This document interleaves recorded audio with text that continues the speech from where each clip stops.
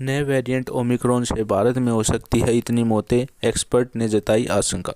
दुनिया की जानी मानी वैज्ञानिक और मिशिगन विश्वविद्यालय के बायोस्टैटिक के ऑफिसर भरमर मुखर्जी ने भारत में ओमिक्रॉन और कोरोना की स्थिति को लेकर काफ़ी चिंता जताई है।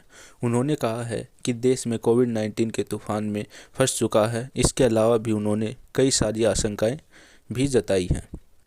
भारत में कोविड-19 के केसों में काफ़ी उछाल आया है। भारत में 7 महीने बाद 1,17,000 नए केस सामने आए हैं। डेल्टा वेरिएंट के साथ ओमिक्रॉन वेरिएंट भी तेज़ी से पैर पसार रहा है और इसके भी 3,000 से अधिक केस हो गए हैं। ओमिक्रॉन की वजह से भारत में कोरोना की तीसरी लहर आ गई है और कई राज्यों में स्थिति चिंताजनक नज़र आ रही है। हाल ही में दुनिया की जानी मानी वैज्ञानिक और मिशिगन विश्वविद्यालय के बायोस्टैटिक की प्रोफेसर भरमर मुखर्जी ने भारत में कोरोना की स्थिति को लेकर चिंता जताई है। प्रोफेसर भरमर मुखर्जी पिछले लगभग 2 सालों से भारत में कोविड-19 महामारी पर नज़र रखे हुई है। उन्होंने टेलीग्राफ को दिए एक इंटरव्यू में कहा है कि देश कोविड-19 में तूफान से घिर चुका है।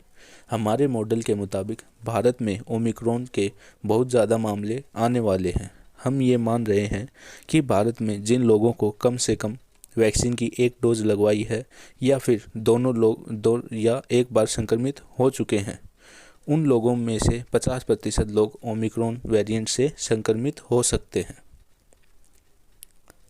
भरमर मुखर्जी ने आगे कहा कि दक्षिण अफ्रीका की स्थिति पर के आधार पर कहें तो भारत में कोरोना की दूसरी लहर के दौरान जितनी मौतें हुई उसकी 30 से 50% मौतें ओमिक्रॉन से हो सकती हैं।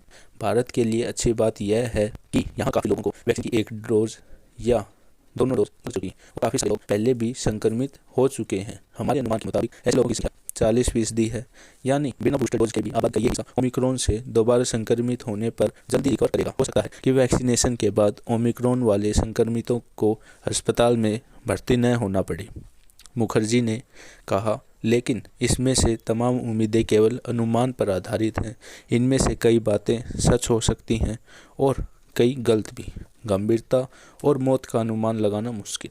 भरमर मुखर्जी ने कहा कि भारत में ओमिक्रॉन संक्रमण की गंभीरता और मृत्यु दर का अनुमान लगाना काफ़ी मुश्किल है, क्योंकि यहाँ के अस्पतालों में भर्ती होने वाले सही आंकड़े और यहाँ तक कि मृत्यु की दर के भी नहीं मिलते।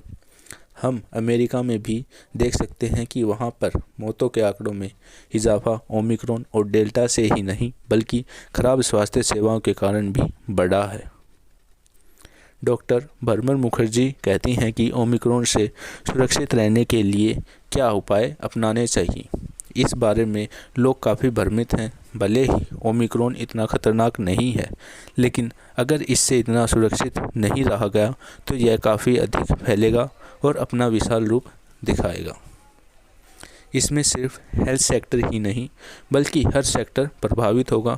भारत की आबादी को देखते हुए यह नहीं कहा सकते कि ओमिक्रॉन हल्का है। भारत समेत अन्य देशों में संक्रमण को फैलने का इंतज़ार किया, जिसका हर्जाना उन्हें बढ़ना पड़ा।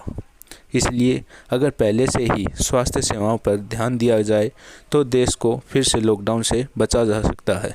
वैक्सीनेशन, मास्क और सभी बड़ी रैलियों और सभाओं से बचकर ही इस संक्रमण से सुरक्षित रहा जा सकता है।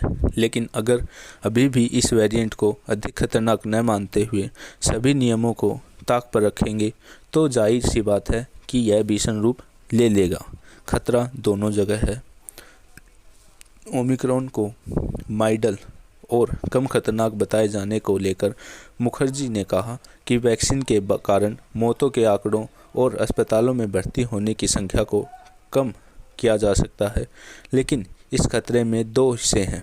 पहला यह है कि अगर आप संक्रमित होते हैं तो कितना गंभीर रूप से बीमार पड़ते हैं, और दूसरा यह कि आप इससे संक्रमित होते हैं। लोग सिर्फ पहले खतरे पर ही ध्यान दे रहे हैं। सभी लोग संक्रमण से तेज़ी से बढ़ने को भूल रहे हैं, जबकि खतरा दोनों जगह है। जब लोगों की ज़िंदगी और अस्पतालों की सुविधाओं की बात आती है तो संक्रमण की दर मायने रखती है, लेकिन यह नहीं भूलना है कि कुल संक्रमितों की संख्या भी अहम है। मैं सरकार में होती तो सख्ती के साथ नियम बनाती बर्मर मुखर्जी। कई एक्सपर्ट ने कहा कि 10 से 15 दिन पहले ही देश में कोरोना की तीसरी लहर आ चुकी है।